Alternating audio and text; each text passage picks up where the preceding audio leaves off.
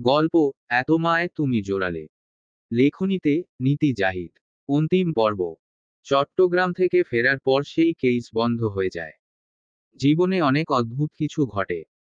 সেই অদ্ভুত ঘটনার রহস্য সমাধান করতে না পারলেও একটা তথ্য পেয়েছে। পুরান ঢাকার পান ব্যবসায়ী মোতালেব বাড়ির ছোট ভাই ছিল মাসুদ বাড়ি। ভাইয়ের মৃত্যুর পর এই কেস নিয়ে অনেক জলঘোলা করতে চেয়েছে। যেহেতু খুনির আলামত পাওয়া যায়নি তাই কেস নিয়ে আগানো সম্ভব না। এছাড়া হারকিউলিসের কেসের খাতা অহরহ পড়ে আছে প্রতিটি পুলিশ স্টেশনে।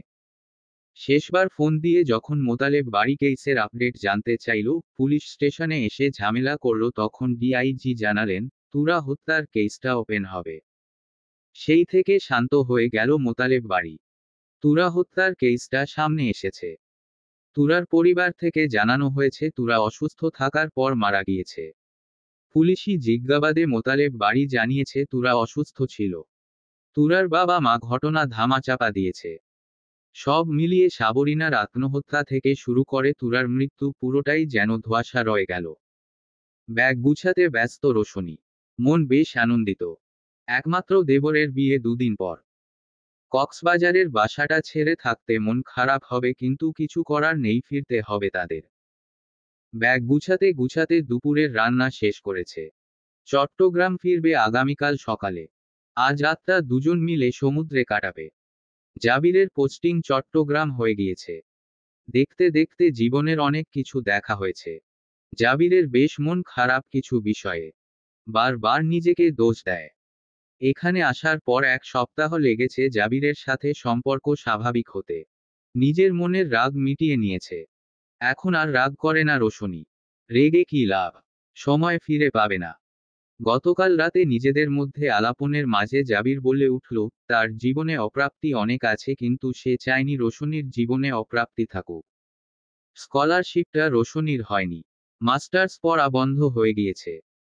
জোর দিয়ে বলেছিল পুনরায় আবেদন করতে, রোশনি কড়াকড়ি ভাবে বারণ করে, জানালো সে এখন সংসার করতে চায়। জাবির বুঝতে পারে অভিমান জমানো কথা সেগুলো। বন্ধুদের মাস্টার্স শেষ। একাই পিছিয়ে গেল সে। আমরা স্বভাবতই নিসঙ্গতা এড়িয়ে চলি। রোশনিও চাইছে না হাজারের ভিড়ে নিজেকে মাস্টার্সের সাথে জড়িয়ে একাকিত্ব গ্রহণ করতে। ব্যাগ গুছিয়ে টেবিলে খাবার বেড়ে জাবিরকে ফোন দিতেই দরজায় কড়া নড়ল। আজ খাবারের আয়োজন সাধারণ। ডাল, আলু ভাজি, ডিম ভর্তা। এর অবশ্য একটা কারণ আছে। ফ্রিজের সব খাবার শেষ করা হয়েছে। অবশিষ্ট ছিল এগুলো।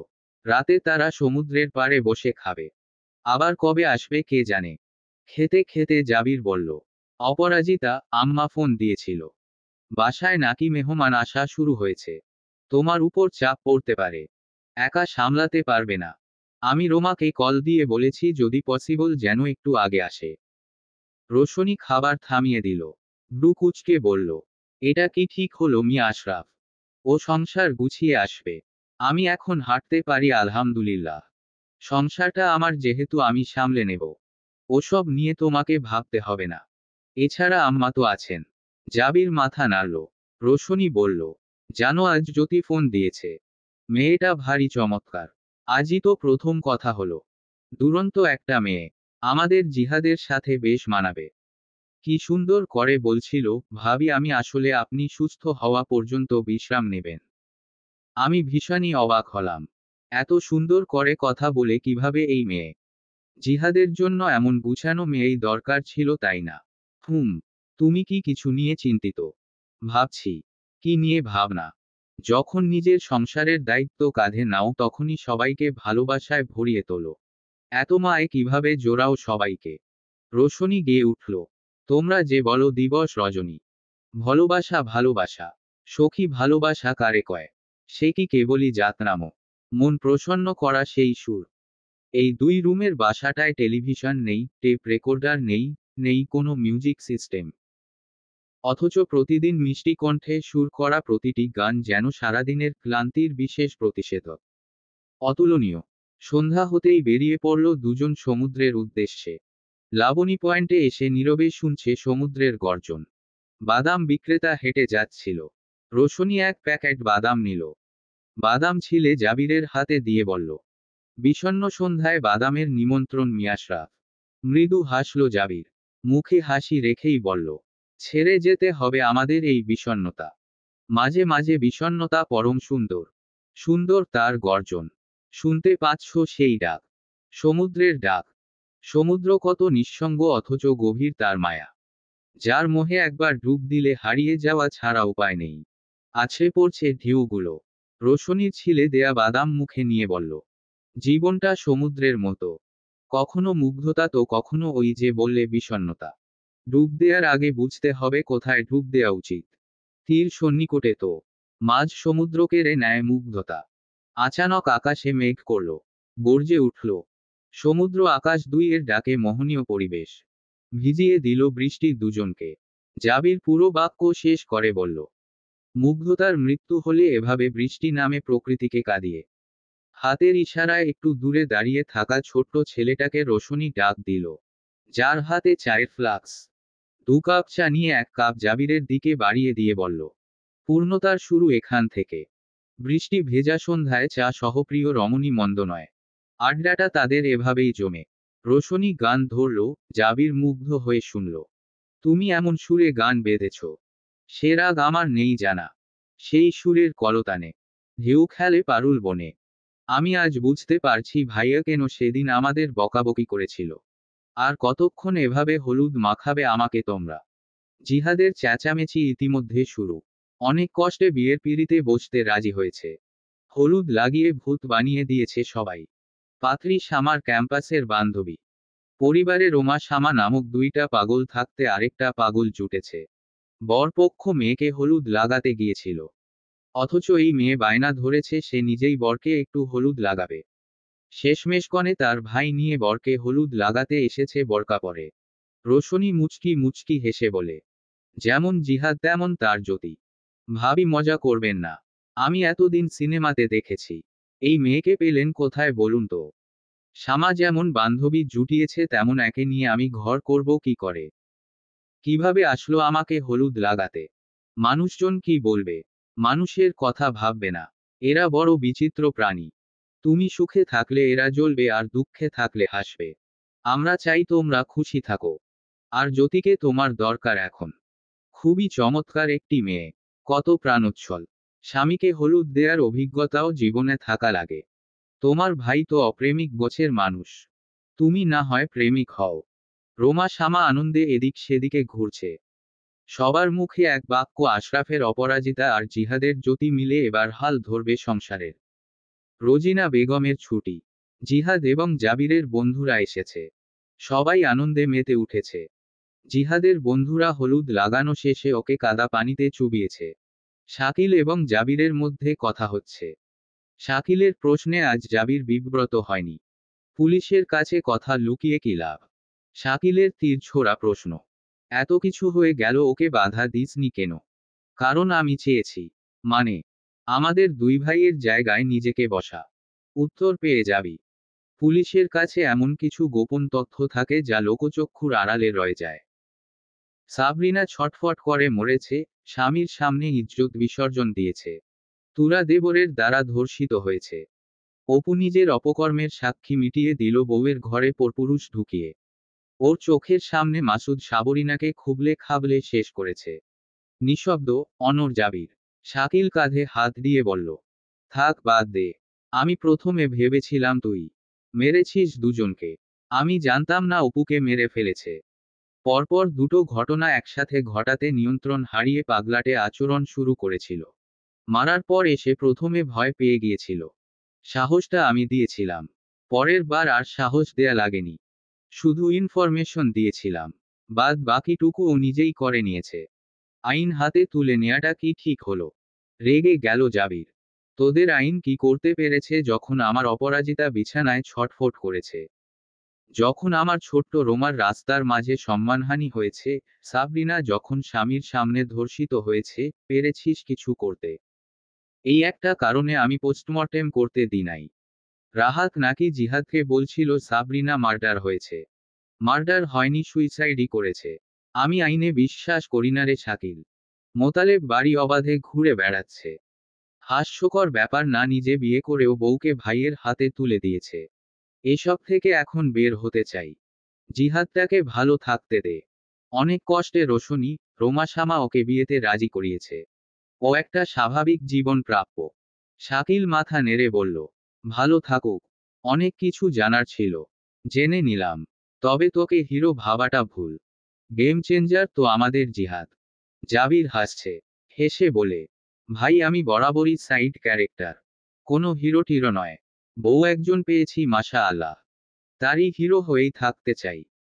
দুজনের মাঝে এই নীরব আলাপন সীমাবদ্ধ রেখেই শেষ করেছে আলোচনা। তৃতীয় কারো উপস্থিতি ছিল না এই সমাবেশে। আমাদের সমাজে আইনের যে অনুশাসন তা শুধু বড়লোকদের জন্য। ধনীদের পকেটে থাকে আইন। গরিব এবং মধ্যবিত্তরা ভুক্তভোগী। এর মধ্যে সবচেয়ে বেশি ভুক্তভোগী নারীরা। নারীদের আবার ধনী বা গরিব জাতবেজাত হয় না। নারীর স্বাদ মাংসে। সে নারী হোক পতিতা পল্লীর কিংবা ভদ্রপল্লীর। সুবিচার পাওয়া তার জন্য বিলাসিতা, কারণ সে নারী। নারীরা ভোগের বস্তু। পুরুষ উপভোগ করবে, এরপর মন চাইলে মাথায় তুলবে নতুবা আছড়ে মিশিয়ে ফেলবে মাটিতে। সমাজে তুরা যেমন ধনীর মেয়ে হয়েও বিচার পায়নি, সম্মানের ভয়ে ধামাচাপা পড়ে গিয়েছে সেই খবর, তেমনি সাবরিনাও বিচার পেত না। আত্মহত্যা বরং এদের জন্য সম্মানের বলে বলে ভাবে এরা। মরে গেলে মানুষ দীর্ঘশ্বাস ফেলে বলে, আহারে মেয়েটা ভালো ছিল। সাংবাদিকরা কয়েকদিন ধর্ণা লাগায় বিচার চাই, বিচার চাই বলে। এরপর সব শান্ত। বছরের পর বছর চলছে তনু, মুনিয়া ও আছিয়া হত্যার বিচার। সাজা এখনো পায়নি কেউ। পাবে কি করে? নারী ভোগের বস্তু। পুরুষ নামক হায়নাদের ক্ষুধা নিবারণ শেষ তো ওদের স্থান ৩.৫ হাত মাটির নিচে। অথচ এই সমাজের উচিত ছিল মাতা, ভগ্নী, জা এবং কন্যার সম্মান রক্ষা করা। যেখানে নেপোলিয়ন বলেছিলেন আমাকে একটি শিক্ষিত মা দাও, আমি একটি শিক্ষিত জাতি দিব। যেখানে ইসলাম বলে, মায়ের পায়ের নিচে সন্তানের বেহেশত। নারী জাতির সম্মানের কথা প্রতিটি ধর্মে স্পষ্ট। শুধু মানবমনই নিকৃষ্ট। ছোট্ট মুনতাহার স্কুল ব্যাগে ছিল সাবরিনার সুইসাইড নোট। সেখান থেকেই জাবির এবং জিহাদ জানতে পারে তুরা ধর্ষণের প্রত্যক্ষদর্শী ছিল সাবরিনা। পুলিশে জানাবে বললে সাবরিনাকে ধর্ষিত হতে হয় এবং তা স্বামী অপুর উপস্থিতিতে। অবশ্য পাপের ফল ভোগ করেছে হয়তো।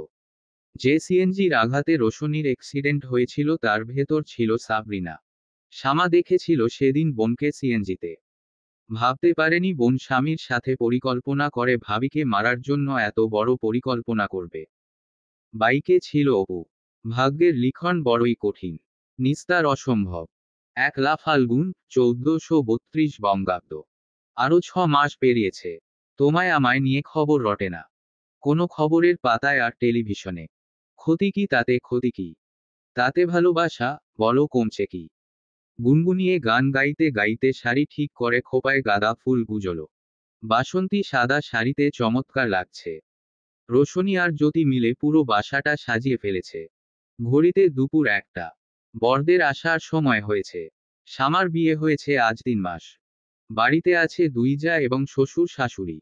জিন্নাত বেগম নিজের বাড়িতে গিয়েছে। রোমা শামাকে আসতে বলা হলেও দুজনই মহা ব্যস্ত আজ। টেবিলের উপর ক্যান্ডেলগুলো সাজিয়ে রেখেছে। পাশে সব খাবার সার্ভ করছে রোশনি। আজ রান্না করেছে বাসন্তী পোলাও, রোস্ট, স্বামী কাবাব, গরুর মাংসের ঝুরা ভাজা, খাসির রেজালা এবং ফেরনি। জ্যোতি পেটে হাত দিয়ে বলল, ও ভাবি আরেকটা ফোন দেন না ভাইয়াকে, ক্ষুধা লেগেছে তো। ওনারা কত দূর এলো। চুপ থাক জ্যোতি। মাইর খাস না। তুই অলরেডি 2টো কাবাব খেয়েছিস। একটু অপেক্ষা কর। একসাথে খাবো। এত মজার রান্না আর করবেন না তো। খেতে দেন না। আমি ফুড পান্ডায় ড্রিঙ্কস অর্ডার দিই। একদম না, জিরা পানি করেছি। ফ্রিজ থেকে নামা। তোকে এজন্যই জিহাদ বকা দেয়। কিছু খাবার কন্ট্রোল করতে হয়। হাবিজাবি খাস। গত মাসে যে ফুড পয়জনিং হলো তবুও তোর শিক্ষা হয়নি। গাল ফুলিয়ে বলল, খাবই না আর।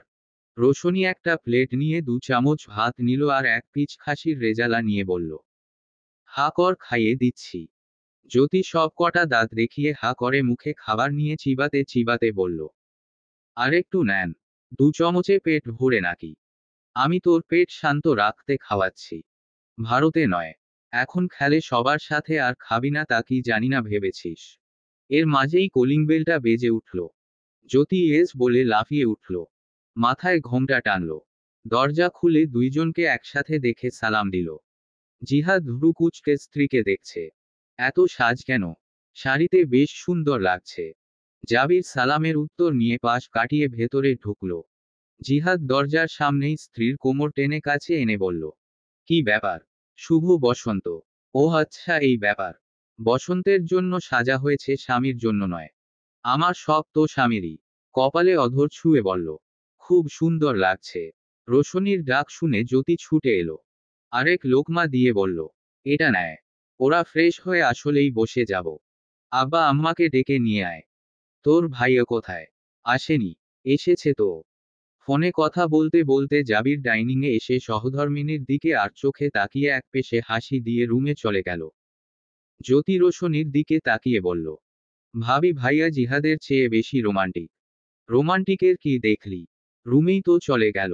হাসিটা দেখেছেন? সেই হাসতেই আপনাকে ইশারা দিয়েছে রুমে যেতে। যান যান, আমি আব্বা আম্মাকে ডাকছি। বলেছে তোকে? সে জানেই না অনুভূতি প্রকাশ কিভাবে করতে হয়। রোশনি জ্যোতিকে জিহাদের কাছে পাঠিয়ে নিজেও কামরায় এলো। জাবির ততক্ষণে ওয়াশরুম থেকে বেরিয়ে এলো। মুখ মুছতে মুছতে বাসন্তী রমণীর সামনে এসে দাঁড়িয়ে পড়ল। চুলের খোপায় হাত রাখল। দুহাতে রাজলে নমনীয় গাল তুলে সযত্নে কপালে ওষ্ঠ স্পর্শ করে বলল, সৌন্দর্যের প্রশংসা না করাই উত্তম। অনেক সময় নিজেরও নজর লেগে যায়। মানুষটা এভাবেই কথা বলবে এ যেন রোশনির জানে। এমন স্তুতি বাক্যে অন্যরকম ভালোবাসা মিশ্রিত থাকে। যে বলে এবং যে শুনে তারা ব্যতীত বাকিরা বেকবর। মুখে হাসি নিয়ে বলল, খেতে চলো। সবাইকে ডাকো, আমি আসছি। জাবির ফোন হাতে নিল। রোশনি বার কয়েক পেছনে ফিরে জাবিরকে দেখে আবার সামনে হাঁটে। জাবির মিটমিট করে হেসে ফোন খাটের সাইড টেবিলে রেখে তাকালো। রোশনি পুনরায় ঘাড় ফিরিয়ে দেখতেই চোখে চোখ পড়ল। জাবির প্রশ্ন করল, আমাকে কি আজ বেশ সুদর্শন চমৎকার লাগছে? হাঁটা থামিয়ে দাঁড়ালো রোশনি। চোখের পলক ঝাপটে বলল, পৃথিবীতে অনেক রকম ভালোবাসা আছে। আমার ভালোবাসার চোখ বড্ড সেকেলে। সেই চোখ দিয়ে বরাবর আপনাকে চমকপ্রদ লাগে। চোখ সরাতে ইচ্ছে হয় না। ভালো লাগে দেখতে। হুমায়ুন আহমেদ স্যার বলেছিলেন, ভালো লাগা এমন এক জিনিস যা একবার শুরু হলে সবকিছু ভালো লাগতে থাকে। আপনার চুল, চোখে দেয়া চিকন রিমের চশমাটা, গায়ে দেয়া টি শার্ট ট্রাউজার সব ভালো লাগছে। দরজায় কড়া নড়ল। জাবির গলা উঁচিয়ে বলল, আসো। জ্যোতি দাঁত দেখিয়ে হেসে বলল, ভাইয়া ভাবি আসেন। সবাই চলে এসেছে। জাবির মাথা নেড়ে সামনে হাঁটল। জ্যোতি রোশনিকে হাত ধরে আটকে ফিসফিস করে বলল, আপনাদের প্রেম এত অদ্ভুত কেন? সব ভাষায় প্রেম করেন। আশেপাশের মানুষ তো কনফিউজড হয়ে যাবে প্রেম প্রকাশের অবস্থা দেখে। রোশনি মুচকি মুচকি হেসে বলে, ধরণীতে সবকিছুই অদ্ভুত। বড়ই আশ্চর্যজনক। কখন কার সাথে কি ঘটে যাবে তা সম্পর্কে কেউ অবগত নয়। প্রেম সেরকম একটি প্রক্রিয়া, হঠাৎ করে জীবনে এসে পাল্টে দেয় জীবনের পরিচিত গতিপথ। এরপর জীবন শুরু নতুবা শেষ। জ্যোতি হা করে আছে রোশনির মুখের দিকে তাকিয়ে। মাঝে মাঝে মনে হয় ভাবি কোনো এক ধরনের ফিলোসোফার। কথা বলতে বসলে কোথাকার কথা কোন দর্শনে ঢুকে যায় আশপাশের মানুষজনের অজানা। ভাইয়াও সেরকম। এরা দুজনই এদের চোখের ভাষা বুঝে। বাকিরা হা করে তাকিয়ে তাকিয়ে দেখে। উৎকৃষ্ট উদাহরণ ডায়মন্ড কাটস ডায়মন্ড। পানির গ্লাসটা রেখে উঠে দাঁড়ান মিসেস রোজিনা। ধীর পায়ে এক পা দু পা ফেলে ছোট্ট প্রাণটার অগ্রগতি দেখছেন। জ্যোতিকে ইশারায় ডাকলেন। শুক্রবার। ছেলেরা কিছুক্ষণ আগেই জুমার সালাত আদায় করে বাসায় ফিরেছে। ফ্লোর ম্যাট বিছানো ছিল মাটিতে। সোফা ধরে অনেক কষ্টে প্রথম পা ফেলল। এক ছুটে জ্যোতি চলে গেল ভাইয়াকে ডাক দিতে। জিহাদ জাবির রুমে কিছু নিয়ে গল্পে মগ্ন ছিল। জ্যোতির আওয়াজ পেয়ে বেরিয়ে এলো। জাফর সাহেব এলেন। বাড়িতে নেই শুধু রোশনি। Masters final exam. শুক্র এবং শনি দুটো দিনই বাইরে থাকতে হয়।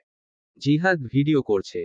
জাবির অপেক্ষা করছে কখন ছোট্ট পা দ্বিতীয় পদক্ষেপ তুলবে। সোফা ধরে দাঁড়িয়ে পড়ল। পেছনে দিয়ে পড়ে যেতে নিল। জিহাদ ধরতে যাবে, জাবির ইশারায় না করে দিল। বাচ্চা হাত দুটো সোফার কভার খামছে ধরে নিজেকে সামলে ঘুরে দাঁড়িয়ে দেখল বাসার সবাই তার দিকে তাকিয়ে আছে। বাবা, চাচু চাচি, দাদা দাদি সবাই যেন অপেক্ষায় আছে। গুটি পায়ে আগাতে থাকলো। ছোট্ট হাত দুটো সামনে এগিয়ে সামনের দাঁতগুলো দেখিয়ে খিলখিল করে হেসে ডাকলো, পা পোপা। জাবির হাঁটু গেড়ে বসে দুহাত মেলে দিয়ে ডাকলো, পাপা আসো। দূরত্ব বড়জোর 1 গজ। দুপা আগাতেই ধপাস করে পড়ে গেল। জ্যোতি মুখে উচ্চারণ করল, শীত পড়ে গেল তো। জাবির কোনো দিকে না তাকিয়েই বলল, উহু আবার উঠবে। এই তো জীবনে চলার পথের প্রথম হোঁচট। জাবির মেয়ের দিকে তাকিয়ে বলল, পাপা উঠো। দুহাত একসাথ করে তালি দিয়ে মেয়ের মনোযোগ আকর্ষণ করল। হাতে একটা হাঁসের বাচ্চা ছিল। ওটা হাতে নিয়ে পুনরায় হামাগুড়ি দিয়ে সোফা ধরে দাঁড়ালো। আগের চেয়ে একটু আগেই দাঁড়িয়েছে।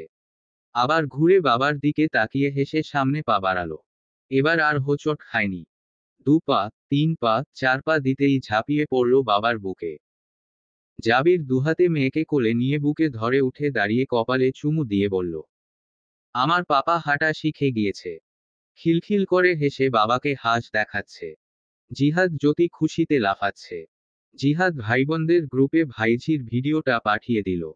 রোমা শামা ভিডিও পেয়েই ফোন। বাড়ির সবার কৌতূহল প্রবল।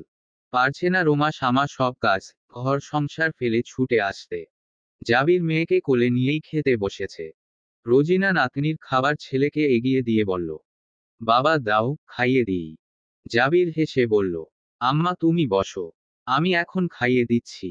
ছেলের কথা সায় দিয়ে একটু মলিন মুখে বলল, বৌমাটা দেখল না মেয়ের প্রথম হাঁটা। জাফর সাহেব মুখের কথা কেড়ে নিয়ে বললেন, বৌমা হাঁটা দেখে কি করবে? সে তো মেয়েকে জীবনের দৌড় শিখিয়েছে পেটে থাকতেই। মেয়ের প্রতিটি পদক্ষেপ তার জানা। বরং আমাদের দেখা উচিত কিভাবে মা নিজের ভিত্তি মজবুত করছে আর কিভাবে মেয়ে নিজেকে তৈরি করছে আগামীর কর্ণধার হিসেবে। জিহাদ বলে উঠল, ভাবি ভিডিও পাঠিয়েছি যে তা দেখেছে মাত্র। ক্লাস শেষ করে কল দিবে জানালো।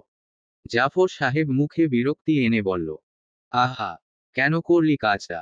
এখন ক্লাস ফেলে চলে আসলে। পরে দেখাতেই বাসায় আসলে। জিহ্বায় কামড় দিয়ে বলল, সরি আব্বা। জাবির জিহাদের চোখের দিকে তাকিয়ে চোখ ঝাপটে আশ্বস্ত করল। মেয়েকে খাইয়ে দিচ্ছে আর নিজেও খাচ্ছে। হাত মুখ সব ভরিয়ে ফেলছে খাওয়ার সময়। জাফর সাহেব প্রশ্ন করলেন ছেলেকে, জাবির, বৌমা কি পিএইচডি করবে? বাবা আমাকে জানিয়েছে করবে, তবে কয়েক বছর পর। যারা একটু বড় হলে। আচ্ছা, যখনই করতে চায় করুক। পাশে থেকো। তোমার অপূর্ণতা রয়ে গেল। ওটা পূর্ণ করা তোমার দায়িত্ব। মেয়েটা ব্রাইট স্টুডেন্ট। সহযোগিতা ছাড়া আর তো কিছু করার সাধ্য নেই তোমার।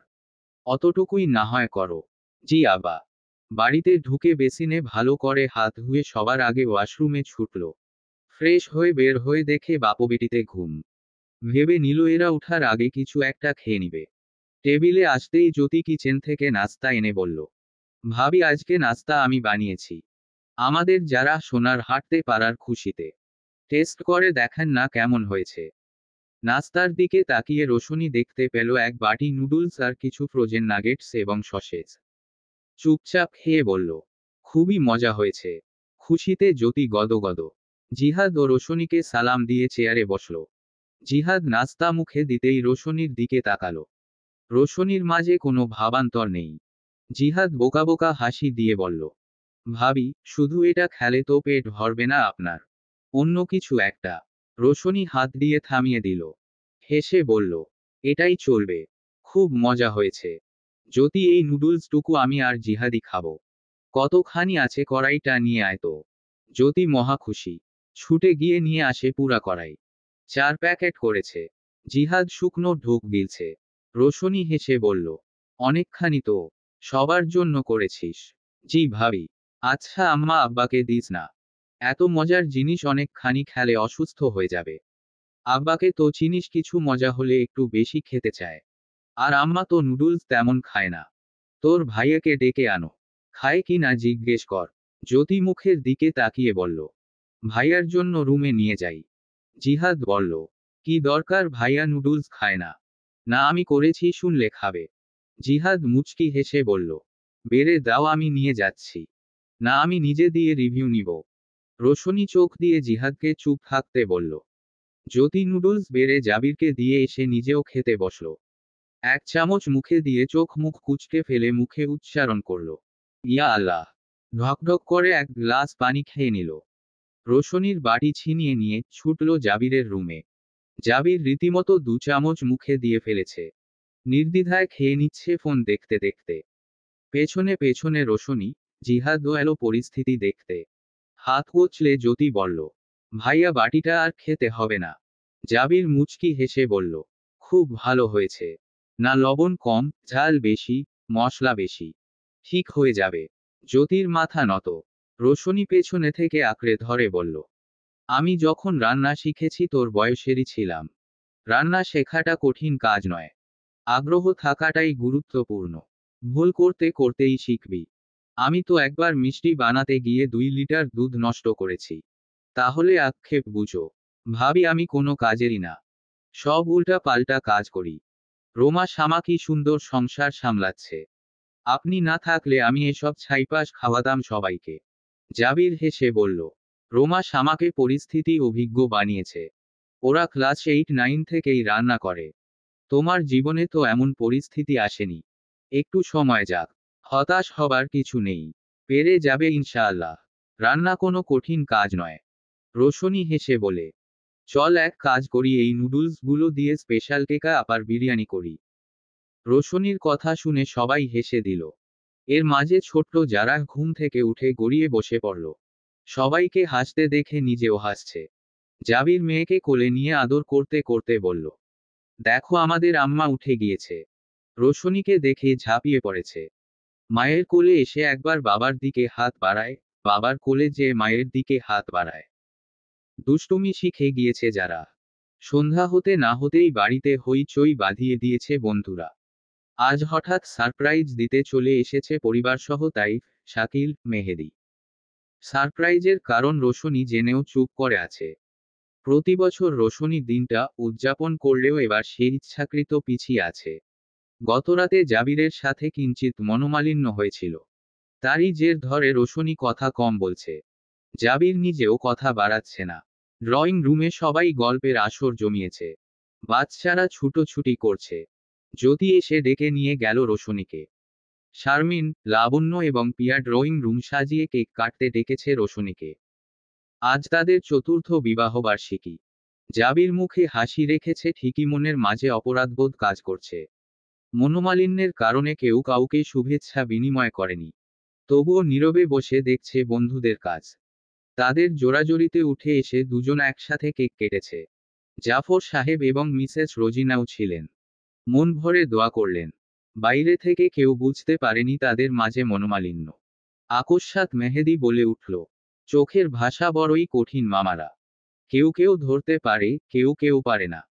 এই একগুঁয়ে জীবনটাকে মাঝে মাঝে বিনোদন দেয়া দরকার জাবির। প্রথমে সবাই থমকে গিয়ে মেহেদির দিকে তাকালো। জাবির বিব্রতবোধ করে বলল, বুঝিনি তোর কথা। ঘুরতে যা ভাবিকে নিয়ে। রুটিন মাফিক জীবন থেকে বেরিয়ে নিজেদের জন্য 2টো দিন রাখো। দিন দুটো অ্যান্টিবায়োটিকের মতো কাজ করবে ক্ষতে। নিজেদের একটু সময় দে, কথা বল। কত জায়গা আছে দেশ বিদেশে। এছাড়া ভাবির পরীক্ষাও শেষ। শখ আহ্লাদ বলতেও জীবনে কিছু আছে, তা কি মনে আছে তোর? মানুষ হয়ে না জন্মে তোর উচিত ছিল পিঁপড়া নতুবা গরু হয়ে জন্মানো। সারা জীবন হাল চাষ করেই যেতি। রোশনি বাহানা দিয়ে উঠে চলে এলো। জাবির খানিকটা বিব্রতবোধ করে বলল, উদ্ভট সব কথা না বললে তোর খাবার হজম হয় না। মেহেদি দাঁত দেখিয়ে হেসে ইশারা দিয়ে বলল, আপনার ম্যাডামের রাগ ভাঙান এখানে কথা কম বলে। জাবির চলে যেতেই সকলে প্রশ্নে ঘিরে ধরল মেহেদিকে। সে কি করে বুঝলো এদের মাঝে মনোমালিন্য চলছে? মেহেদি জানালো সে লক্ষ্য করেছে এরা নিজেরা কেক খাওয়ায়নি একে অন্যকে। সরাসরি কথাও বলেনি। চোখাচোখি হলেও এড়িয়ে গিয়েছে। রোশনি বাবার সাথে কথা বলে ফোন রেখে রুম থেকে বের হবে জাবির হাত ধরে আটকে দিল। গতরাতেও চোখগুলো ভীষণ ফোলা ছিল। আগের চেয়ে স্বাস্থ্যের কিছুটা উন্নতি হওয়াতে সহজেই কেউ বুঝতে পারে না কেঁদেছে কিনা। জাবির কাছে টেনে গালে হাত দিল। মাথা নত রোশনির। গতরাতের পর থেকে একটিও কথা বাড়ায়নি। দুজনের অপরাধ সামান্য, তবুও দাম্পত্য জীবনে একবার কলহের স্থান যদি ক্ষণস্থায়ী হয় তা যেন চিরস্থায়ী হয়ে যায়। দুজনের মাঝে সমস্যা শুরু হয় থিসিস নিয়ে। সংসারে কত কি নিয়ে ঝামেলা হয়, অথচ এদের ঝামেলা হয় থিসিস নিয়ে। রোশনির ইচ্ছে ছিল জাবির একটা থিসিস করবে, যা রোশনি পাবলিশ করবে ইন্টারন্যাশনাল জার্নালে। গত কয়েক বছর একটা কমন সমস্যা নিয়ে জাবিরের মুখে প্রতিনিয়ত আফসোস শোনা যেত, যা সে নিজেও ভোগ করেছে। এই সমস্যা সোসাইটিতে তুলে ধরার উদ্দেশ্যে রোশনির এই চাওয়া। জাবির স্ট্রেইট কাট নিষেধ করে দিয়েছে। নিষেধ করে ক্ষান্ত হয়নি, রোশনিকে কিছুটা বোকাও দিয়েছে এই বৃথা চেষ্টায় সময়ের অপচয় করার জন্য। জাবিরের কথা, রোশনি যত চায় নিজে করুক, প্রয়োজনে সে সাহায্য করবে, তবে সে নিজে কিছু করতে চাইছে না। এরপরের ব্যাপার শুরু হলো রাতে তর্ক বিতর্কের মাঝে। জাবির ভুলেই গিয়েছিল তাদের বিবাহবার্ষিকীর কথা, যা স্ত্রীর মনে সর্বোচ্চ পীড়া দিয়েছে। জাবির রোশনিকে খাটে বসিয়ে হাত দুটো ধরে বলল, আমার ব্যবহারের জন্য আমি দুঃখিত। নির্জনতা রুম জুড়ে মাথা নত রোশনির। জাবির রুম থেকে বের হয়ে হাতে একটা ব্যাগ নিয়ে ফিরল। রোশনিকে ঘুরিয়ে বসালো। মাথার ঘোমটা সরিয়ে খোপা বাঁধা চুলে বেলির বেশ কিছু গাজরা গুজে বলল, সবার শেষে আমিই বললাম, শুভ বিবাহবার্ষিকী অপরাজিতা।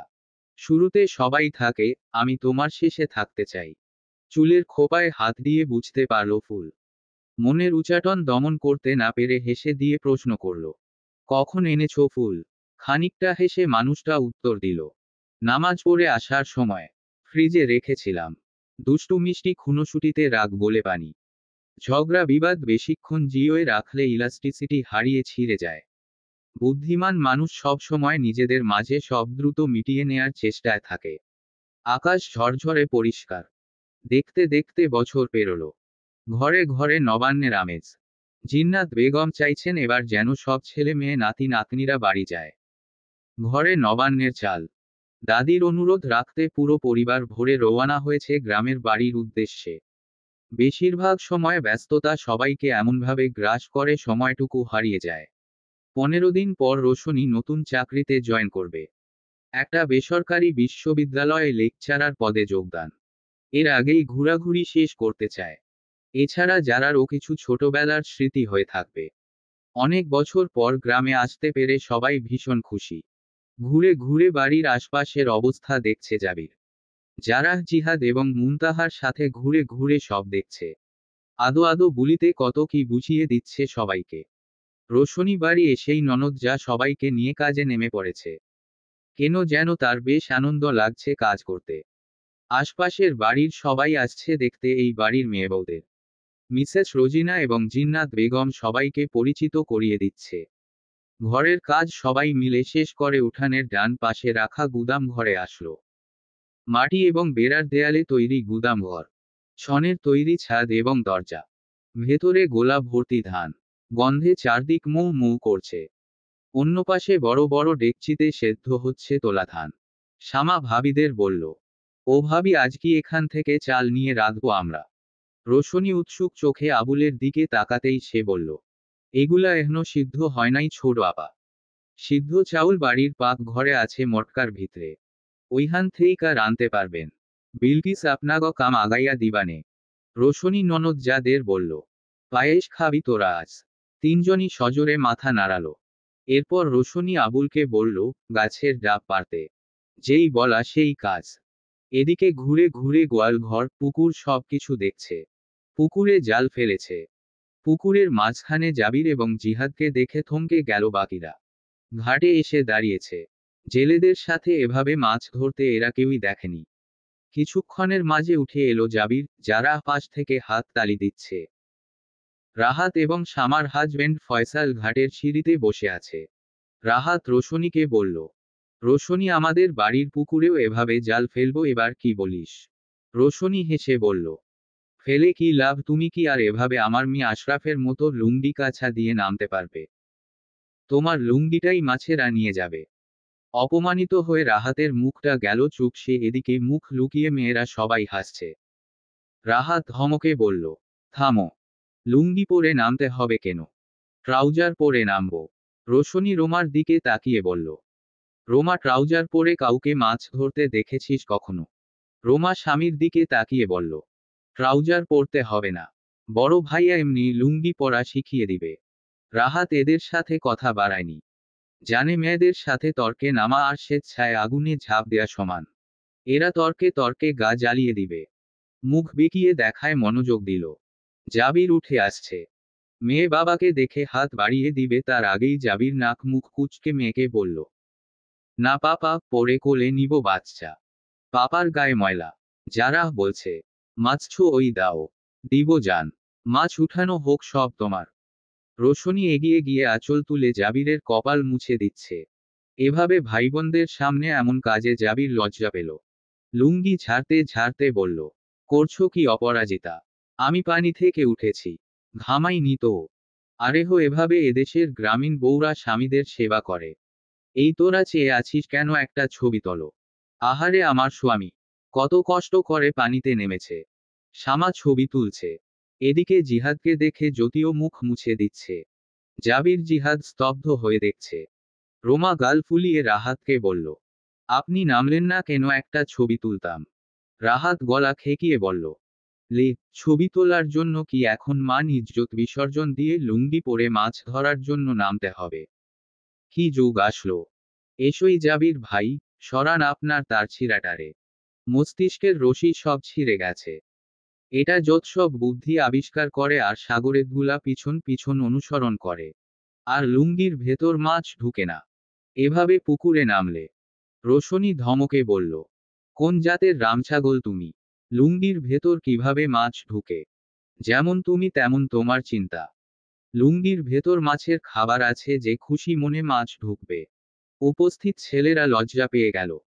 জাবির সহধর্মিণীকে লজ্জা নিয়ে জোরে বলল, আহা, অপরাজিতা, কি বলো এসব? রোশনি আঁচল সরিয়ে জাবিরের হাত ধরে বলে, আমি কি ইচ্ছে করে বলি? এরা বলায়, চলেন স্বামী, আপনাকে পান্তা ভাত আর পেঁয়াজমরিচ ডলে খাওয়াবো। এসব আশপাশের কান পোড়ায় মনোযোগ দেবেন না। এদের তো হিংসা হচ্ছে। যদিও জিহাদের হাত টেনে বলল, চলেন স্বামী। রোমা শামা পেছনে থেকে স্বামীদের বলে উঠল, আপনারা তো ভদ্রলোক সেজে আছেন, আপনাদের পোলাও খাওয়াবো, চলেন। হো হো। ফয়সাল বেশ এনজয় করছে।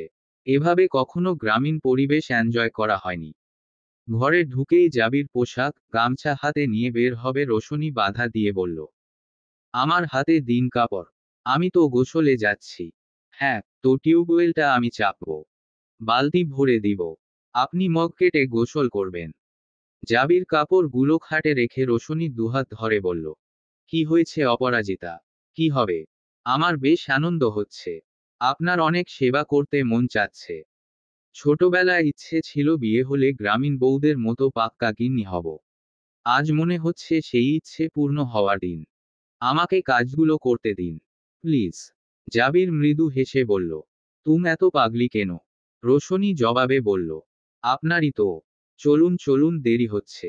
উঠোন পেরিয়ে পুকুরের ডান দিকে কোলতলা। মাঝ উঠোনে আসতেই বাকিদের সাথে দেখা হলো। আবুল সবাইকে গাছের ফল দেখাচ্ছে। ডাব ছিলে পানি দিচ্ছে। বিলকিস গাছ থেকে পাড়া জলপাই, চালতা, কামরাঙ্গা দিয়ে ভর্তা করছে। জিহাদ গোসল করে উঠে গিয়েছে। আবুল জাবিরের দিকে ডাব এগিয়ে বলল, ভাইজান। রোমা গ্লাস এগিয়ে দিতেই জাবির হাত দিয়ে বারণ করে ডাব উঁচিয়ে পানিটুকু পান করল। রোশনি জাবিরের দিকে তাকিয়ে আছে, অন্যদিকে বাকিরা রোশনিকে দেখছে। জাবির ডাব নামিয়ে রোশনিকে দেখে প্রশ্ন করল, আমার এভাবে ডাব খাওয়াও শিল্প তাই না অপরাজিতা? রোশনি লজ্জা পেল। সাথে সাথে হেসে দোয়া পড়ে ফু দিচ্ছে। এদিকে রাহাত হেসে বলে, জাবির ভাই, একটা গল্প শুনবেন? ছোটবেলায় আমি এক মহিলার চুলে ভাতের মার, গরুর ভুসি লাগিয়ে দিয়েছিলাম। পরে আম্মুরা সবাই গোসল করিয়ে দিয়েছিল। কিন্তু নাটুকে মহিলা 1 সপ্তাহ ঢং করতে করতে বলেছে তার নাকি মাথা ব্যথা করে, চুলে ব্যথা করে। নাটক করাতে ভীষণ পটু।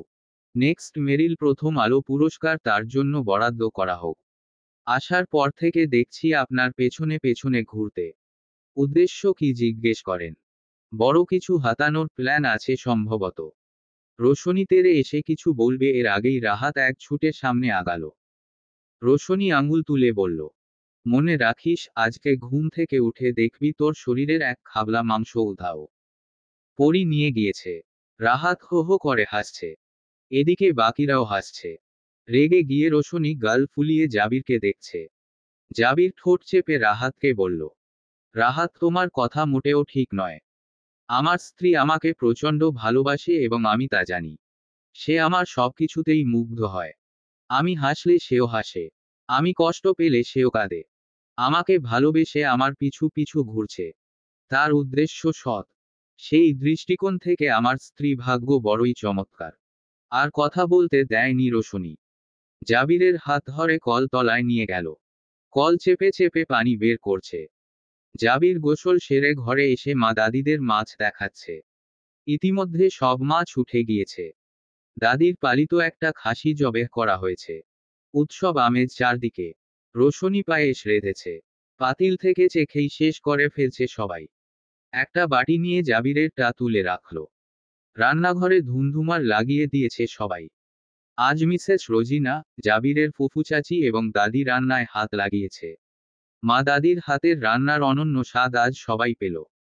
মাটির উনুনে রান্নায় যেন নৈসর্গের সবচেয়ে সুস্বাদু রান্না, সবচেয়ে সুন্দর দৃশ্য। প্রতিটি রান্না করা খাবারের স্বাদ অতুলনীয়। দুপুরের খাবার শেষে মেয়েকে ঘুম পাড়িয়ে জাবিরের দিকে পায়েসের বাটি বাড়িয়ে দিল। জাবির হেসে বলল, আমি তো ভেবেছিলাম শেষ।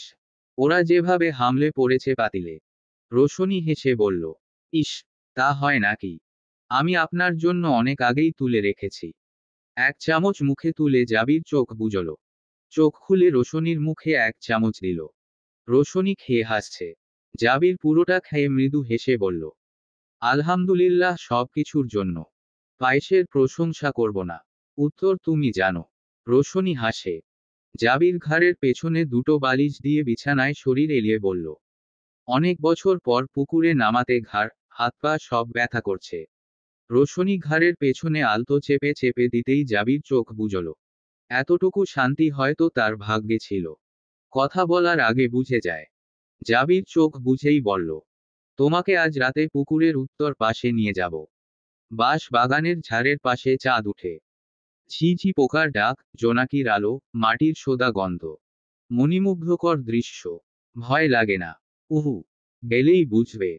এরই মাঝে রোশনি কল্পনা করে নিয়েছে সেই ছবি। বিশ্রামের জন্য রাহাত শুয়েছে বিছানায়। জানালা দিয়ে আকাশ দেখা যায়। শুভ্র আকাশ। চোখ বুজল। রোমা রুমে ঢুকে দরজা আটকে পাশে বসল। রাহাত কপাল থেকে হাত না সরিয়ে বলল, সময় হলো এই অবহেলিত বান্দার জন্য।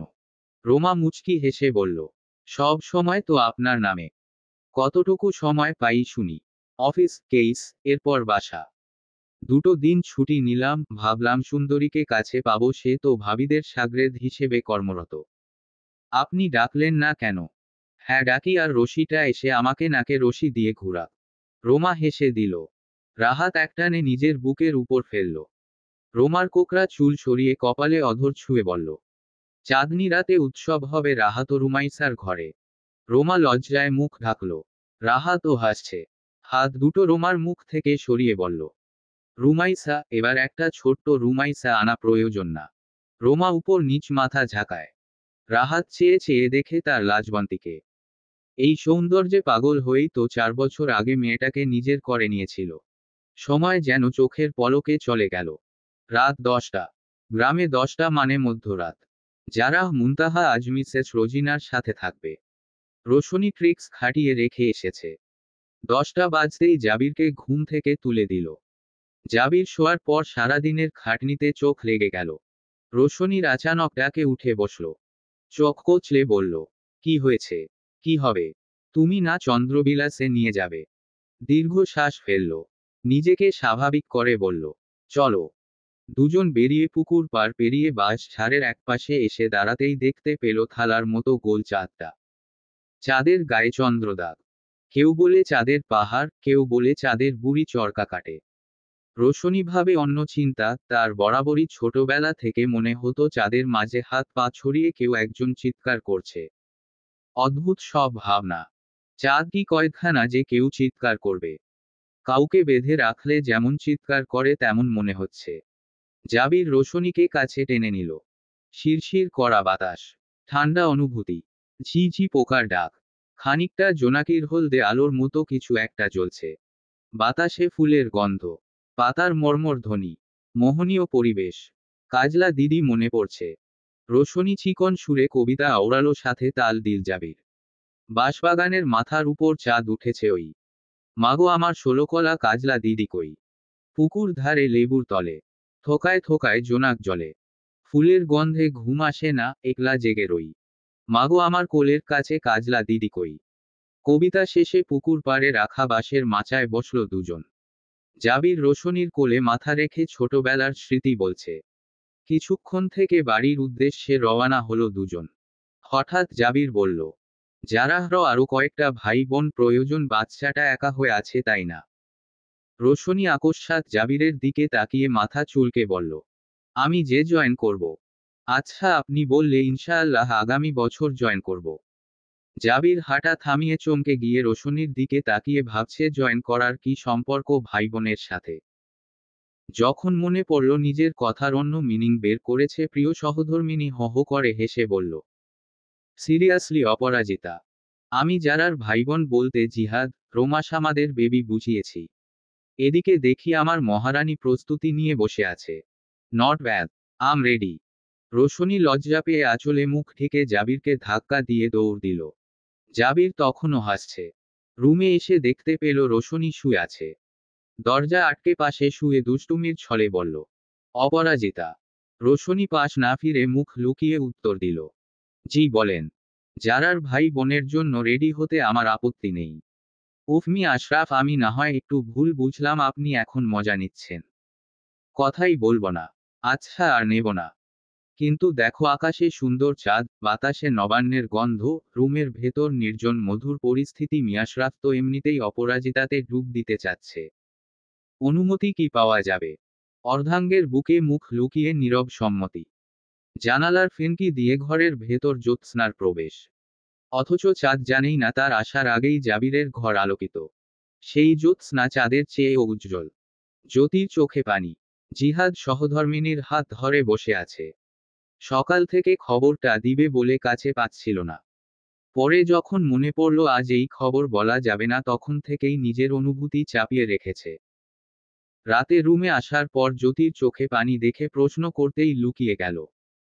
এক পর্যায়ে জোরাজোরি করাতে যখনই বলে দিল, তখন থেকে জিহাদের কথা বন্ধ। জ্যোতি জানে জিহাদের অতীতের কথা। অতীত নিয়ে জ্যোতির সামনে কখনো আফসোস করতে দেখেনি। সর্বোচ্চ চেষ্টা করে জ্যোতিকে খুশি রাখার। শুধুমাত্র বছরে দুটো দিন নিজেকে জ্যোতি থেকে আলাদা রাখে, তুরার জন্মদিন এবং মৃত্যুদিন। আজ অদ্ভুতভাবে তুরার জন্মদিন, অথচ সে সারাদিন হই হুল্লোড় মাঝ মস্তিতে ব্যস্ত ছিল। মনেই পড়েনি তুরার কথা। তবে কি পৃথিবীর সেই চিরন্তন বাণী সত্য? চোখের আড়াল হলেই মনের আড়াল হয়। আজ এই বাড়িতে আসার প্ল্যান, তবে রোশনি জাবিরের ইচ্ছাকৃত ছিল। এই মানুষ দুটো তাকে সব ধরনের ডিপ্রেশন থেকে টেনে তোলার আপ্রাণ চেষ্টা করে আসছে এতগুলো বছর। প্রথম দিকে ওদের পরিবারটা অস্বাভাবিক ছিল। জীবনে রোশনির মতো ভাবি এলো। এরপর সব বদলে যেতে থাকলো। অঘটনও ঘটেছে যা ভাগ্য নির্ধারিত। ভাগ্যের উপর তো কারো জোরাজুরি নেই। সেই সব ভুলে নতুন সংসার, জ্যোতির দায়িত্ব, সব মিলিয়ে ভালোই জীবন কাটছে। আজকে সংবাদে নিজেকে কি খুশি রাখবে না কষ্ট পাবে বুঝতে পারছে না। খুব চিৎকার দিয়ে কাঁদতে ইচ্ছে করছে। অপরাধ বোধে। মেয়েটা সারাদিন স্বামীর কাছ থেকে কথাটা লুকিয়ে গেল এই ভেবে যে জিহাদ কষ্ট না পায়। জ্যোতির পেটে হাত দিয়ে মাটিতে বসে পড়ল। জ্যোতি বাধা দিতে চাইলেই শুনল না। জ্যোতির দিকে তাকিয়ে বলল, জ্যোতি, তুরা আমার অতীত। অজানা নয় কিছুই তোমার। তাই বলে তুমি আমার শোককে প্রশ্রয় দিয়ে সুখ লুকিয়ে রাখলে। জ্যোতির চোখে পানি। ফুফিয়ে কাঁদতে কাঁদতে বলল, তুমি তো এই দিন একা থাকো। যদি বকা দাও। পৃথিবীর সব সুখ, শোক, আনন্দ তুচ্ছ তুমি যে খবর দিলে সেই খবরের কাছে। তুমি বুঝতে পারছো আজকের দিনেই কেন জানতে পারলে। স্রষ্টা আমার শোক কাটিয়ে দিয়েছেন এই সুখ দিয়ে। আর কখনো এমন করবে না। তুমি আমার প্রথম প্রায়োরিটি। মনে থাকবে। জ্যোতি উপর নিচ মাথা ঝাঁকালো। জিহাদ হেসে বলল, আচ্ছা, আমার কি খুশিতে চিৎকার দেয়া উচিত? বাবা হওয়ার অনুভূতি এত সুন্দর কেন? জ্যোতি হাসছে। জ্যোতির কপালে, ওষ্ঠে অধর ছুঁয়ে বলল, আমাকে পরিপূর্ণ করার জার্নিতে তোমার পাশে নিজের সবটুকু দিয়ে থাকব। জ্যোতি চোখ মুখ মুছে বলল, ভাইয়া ভাবি সবচেয়ে বেশি খুশি হবে তাই না? জিহাদ হেসে বলে, আব্বা আম্মা অনেক করেছেন আমাদের জন্য। তবে আমার ভাই ভাবি আমার কাছে আব্বা আম্মার চেয়ে কম নয় জানো তো। মানুষ দুটো পুরো সংসারকে সুখের পৃথিবী বানিয়ে দিয়েছেন। আল্লাহ দুজনকে আমাদের সবার জন্য সুস্থ সহিহ সালামতে রাখুন। আমিন। এক যুগ পেরোলো। চেস্ট ড্রয়ারের সাথে হেলান দিয়ে মনোযোগ সহকারে দাঁড়িয়ে পর্যবেক্ষণ করছে। কোমরে দুহাত। মনে হচ্ছে আয়নার সামনে আজ দাঁড়ানোর সুযোগ পাবে না। চুলগুলো বাঁধা জরুরি। একটু সাজবে। তা না ভদ্রলোক আয়না দখল করে দাঁড়িয়ে আছে। প্রায় আধ ঘন্টা অপেক্ষা করে বুঝলেন ওনার শার্ট পছন্দ হচ্ছে না। ঘাড় ঘুরিয়ে 4 নাম্বার শার্ট ও গায়ে থেকে খুলে প্রশ্ন করলেন, কি পরব? ভ্রুকুচকে চুলগুলোকে কোনো রকম হাতে মুড়িয়ে আলমারি খুলে সাদা কালো স্ট্রাইপের শার্ট ধরিয়ে বলল, এটা পরুন পিতা মশাই। আপনার চক্করে আমি কখন রেডি হব? এতক্ষণ তো মেয়েরাও আয়না দখল করে না। মাত্র 1 বছর 6 মাস পর আপনার বউ আছে, এতেই এই অবস্থা। জাবির শার্ট পরে মেয়ের দিকে অসহায় চোখে তাকিয়ে বলল, আপনার কাছে 1 বছর 6 মাস কম হতেই পারে আম্মাজান, কিন্তু আমার কাছে 100 বছর লেগেছে। আমার তো অভ্যেস নেই আপনার আম্মাকে ছাড়া থাকার। আপনি তো প্রায় এদিক সেদিকে ফুফি, নানু বাড়ি বেড়াতে যান, তাই থাকতে পারেন। বাবার গালে হাত দিয়ে আদর করে দিয়ে বলল, আসছে তো মা। বেশ কিছু মাস থাকবে তো এবার। মন ভালো করো পাপা প্লিজ। জাবির হেসে মেয়ের দিকে তাকিয়ে বলল, সত্যি শার্টটাতে ভালো লাগছে তো। একদম মায়ের মি আশরাফ লাগছো। যারা বাবার শার্ট ঠিক করে দিয়ে গায়ে পারফিউম লাগিয়ে দিল। খাটে বসিয়ে জুতো পরিয়ে দিল। ব্রাশ দিয়ে কালার করে চকচকে করে দিল জুতো জোড়া। চিরুনি দিয়ে চুল আছড়ে বলল, ডান। এতক্ষণ লাগে রেডি হতে? চুপ করে ভদ্রলোকের মতো বসে থাকো এখন। আমি চুল বাঁধব। জাবির মাথা ঝেঁকে মেয়ের দিকে তাকিয়ে ভাবছে অপরাজিতা নিজে চলে গেলেও আরেকটা জুনিয়র ভার্সন রেখে গিয়েছে তার। যারা একটা লাল গাউন পরেছে। 13 বছরের যারাকে প্রথম দেখায় যে কেউই বলবে এই মেয়ের বয়স মিনিমাম 15। কারণ তার গুছানো সাবলীল স্বভাব। মায়ের মতো লম্বা চুল। চুলে খোপা বেঁধে লাল গোলাপ গুজে বলল, শোনো জি এম সাহেব, ফুল দোকান দেখলে রাস্তায় দাঁড়াবে। জাবির ভ্রু কুঁচকে বলল, লাল গোলাপ আমি নেব। যারা বাবার দিকে তাকিয়ে কপাল চাপড়ে বলল, রাতে দিনে সুযোগ পেলেই 100 বার ভিডিও কল দেয়। আমি ফোন ধরলেও 2 মিনিট কথার পর বলে তোমার পাপাকে দাও। এমনিতেই তো তোমার অপরাজিতা তোমাতেই মগ্ন, লাল গোলাপটা আমার জন্য ছাড় দেয়া যায় না। আজ তুমি সাদা নাও। তোমার শার্ট সাদা দেখো। আমার জামা লাল। ফুলও ম্যাচিং হওয়া উচিত। জাবির মেয়ের দিকে তাকিয়ে মলিন মুখে বলল, দুর্দান্ত লজিক। ঠিক আছে। বাবা মেয়ে তৈরি হলো এয়ারপোর্টের উদ্দেশ্যে। রোশনি মাস্টার্সের জন্য পাড়ি দিতে হয়েছে নিউজিল্যান্ড। পরিবারের প্রতিটি মানুষের আকাঙ্ক্ষা ছিল পিএইচডি। এর আগেই যে পোস্ট গ্র্যাজুয়েশন করা আবশ্যকীয়। জাবিরের স্বপ্ন ছিল যারা বড় হওয়ার পরই প্ল্যান করা। রোশনি জাবিরকে একা ফেলে যেতে চায়নি। যারার অনুমতি নিয়ে গত বছর পাড়ি জমালো দূর দেশে। 1 বছর 6 মাস পর ছুটিতে আসছে। প্রায় 3-4 মাস থাকবে। বাড়ির সবাই যেতে চাইলে জাবির জানালো সবার যাওয়ার প্রয়োজন নেই। এয়ারপোর্টের উদ্দেশ্যে রওয়ানা দিয়েছে। রাস্তায় ফুল দোকান দেখে থামলো বাবা মেয়ে।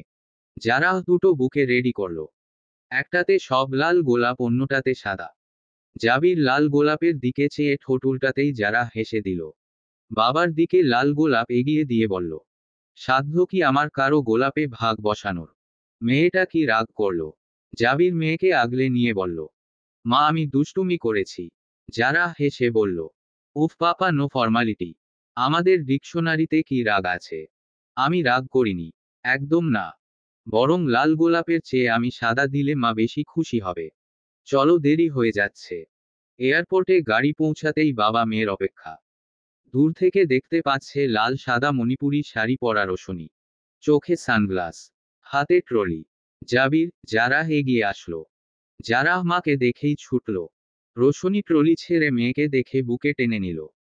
শক্তপোক্ত মেয়েটা মাকে পেয়ে কেঁদে দিল। জাবির এক হাতে স্ত্রীকে আগলে নিল বুকে। রোশনি মাথায় সানগ্লাস তুলে বলল, আম্মু কাঁদে না বাবা। কি হয়েছে? দেখো মা এসেছি। দেখি তাকাও। যারা মাথা তুলে বলে, মিস করেছি তোমাকে আমরা। আমিও। যারা বাবাকে ইশারা দিচ্ছে। জাবির বুঝতে পারছে না। পরে মেয়ে জোরেই বলে, পাপা ফুলটা তো দাও মাকে। জাবির বলল, ও সরি। ওয়েলকাম অপরাজিতা। রোশনি হেসে দিল জাবিরের অবস্থা দেখে। ভীষণ বিব্রত বোধ করছে, চেহারা দেখেই স্পষ্ট মানুষটা নার্ভাস। যারা নিজের ফুল এগিয়ে দিল। রোশনি ফুল পেয়ে খুশি হয়ে বলল, আপনাদের দুজনকে অসংখ্য ধন্যবাদ। বিশেষভাবে কৃতজ্ঞতা প্রকাশ করছি মিস জারাহ জাবিরের কাছে। কারণ আপনি আমার স্বামীকে গত 1.5 বছর দেখে শুনে রেখেছেন। জারাহ বিষণ্ণতা নিয়ে বলে, আমি না থাকলে যে কি হতো আপনার মি আশরাফের। সামান্য শার্ট সিলেক্ট করতে ঘন্টা লাগিয়ে দেয়। আসার সময় 4টা শার্ট নামিয়ে এসেছে। রোশনি মুচকি হাসছে। পাকা বুড়ি হয়েছে মেয়েটা। জাবির মুখ ঘুরিয়ে নিল চাপা হাসি হেসে লজ্জায়। যারা তারা দিল গাড়িতে উঠতে। গাড়িতে বসেই গল্প জুড়ে দিয়েছে যারা। কথা বলতে বলতে জ্যামের মাঝে মেয়েটা ঘুমিয়ে পড়েছে। মেয়ের মাথা নিজের কাঁধে রাখল। নিজের মাথা স্বামীর কাঁধে রাখল। জাবির সহধর্মিনীর ডান হাত ধরে অধর ছুঁয়ে বুকের বা পাশটায় ধরে বলল, আমার ভরসার হাতটা কাছে না থাকার কষ্ট হয়তো কেউ বুঝবে না। রোশনি দীর্ঘশ্বাস ছেড়ে বলল, সকালবেলা চোখ খুলে আমার প্রচণ্ড সুদর্শন, চমৎকার প্রিয় মানুষটার স্নিগ্ধ মুখখানা দেখতে না পারার কষ্টটা কেউ বুঝবে না। জাবির হেসে বলল, কয় মাস থাকবে? 4 মাস। আরো 6 মাস বাকি শেষ হওয়ার। আবার ফিরতে হবে। ইনশাআল্লাহ শেষ করবে। কিন্তু শর্ত আছে। নতুবা আমি যাব না। জাবির হকচকিয়ে গেল। এই যা। একে রাজি করিয়ে পাঠিয়েছে অনেক কষ্টে, শেষ সময়ে এসে না যেতে চাইলে যে মুশকিল। জাবির ক্ষীণ চোখ করে শুধালো, কি শর্ত? শাস্তি আছে আপনার জন্য। প্রথম থেকে প্রেম করতে হবে, রেস্টুরেন্ট, লেকের পাড়ে চা খাওয়া, চন্দ্রবিলাস, বৃষ্টিতে ভেজা, হিজল ফুলের গাজরা, খালি পায়ে হাত ধরে হাঁটা সব লাগবে। জাবির খানিকটা হেসে বলল, আমি রাজি। সব মিষ্টি মধুর শাস্তি। অমূল্যবান সময়ের অপব্যয় বললে চলবে না কিন্তু জিএম সাহেব। যারা কিছু হলেই এভাবে বলে, এটা করলে চলবে না জিএম সাহেব, ওটা কিন্তু করবে না জিএম সাহেব। মেয়েটা কার দেখতে হবে না। আপনার ফটোকপি। আগামী 4 মাস নিজেকে আপনার জন্য সমর্পণ করলাম মিসেস অপরাজিতা আশরাফ। গ্রহণ করুন। রোশনি হেসে বলল, কবুল মি জাবির আশরাফ। আপনার মিষ্টি মিষ্টি শাস্তি শুরু হলো। হঠাৎ করে জীবনে এলো অপরাজিতা নামের বেহায়া, ডানপিটে, তর্কবাজ মেয়ে। জীবনটা সাজিয়ে দিল। বিয়ে করবে না বলা মানুষটা আজ স্ত্রী সন্তান নিয়ে বেশ ভালো আছে। মাঝে মাঝে জীবনে কিছু কাকতালীয় ঘটনা প্রয়োজন। সাদাসিধা জীবনটা এখন সুখী। এক সময় মানুষজনের ভিড় এড়িয়ে চলতো আর এখন একাকিত্ব এড়িয়ে চলে। জীবনের মোড় বদলে গিয়েছে। মন ভাঙা, ভালোবাসায় প্রত্যাখ্যাত জাবির আশরাফ আজ স্ত্রী সন্তান ও পরিবার নিয়ে ব্যস্ত জীবন কাটাচ্ছে। গাড়িতে স্লো মিউজিক বাজছে। কেমন করে এমন হলো? যা হতো না আগে। ছলাৎ ছলাৎ বুকের মাঝে। কোন এক নদী জাগে। সমাপ্ত। গল্প, এত মায় তুমি জোড়ালে। লেখনীতে, নীতি জাহিদ। অন্তিম পর্ব।